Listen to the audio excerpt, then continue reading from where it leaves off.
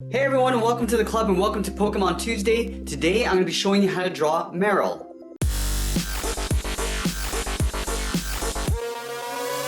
Let's get started in the center of our page with the eyes. So I'm going to move over to the left side and draw in a circle, starting from the top. Work our way around and back up to the top. I'm going to leave a large gap in the center and draw the same thing on the right. So we're going to line up the top of the eye and draw in that same size circle. Now along the top of each eye, I'm going to draw a smaller circle for a highlight.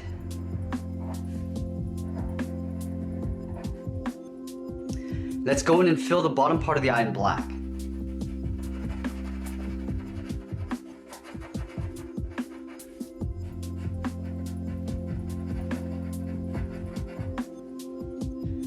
Now in between the eyes, I'm going to draw on the nose. So a small sideways oval. We'll fill that in black. Now we're going to move down and draw in the mouth. So let's leave a gap in the center, start with a point. From the center, let's curve down and up towards the left. Go back to the center, curve down and up towards the right. Now let's draw in the lower part of the mouth. At the bottom of this curve, I'm going to come down and then up. It's almost like drawing a half circle. Now we're going to add the tongue. On the left side, I'm going to curve up and then down. Now Marill has an oval shaped body, so we're going to start with the top half first. Starting on the left side, I'm going to start by curving up over the eyes. Now we're going to curve down towards the right side. Now from here I'm going to overlap the arms on top of the body. So on the left side, I'm going to step up and in, curve down over that line, and then go out. We're going to round out the hand, pull that in, and then just curve that up. Let's take that and flip it over on the right side. So we're going to line this up, curve over the line and out. We'll round out the tip of the hand and then pull that back up and then in.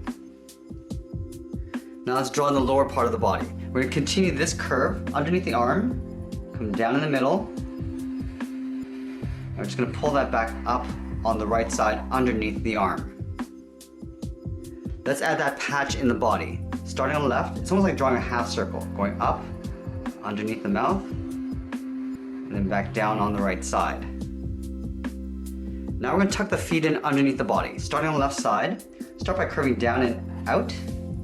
We're going to round out the foot and then curve that back up and in. Let's take that and flip it over on the right. Starting with the outside, start with a curve, coming down and out. We'll round out the foot and curve that up and then in.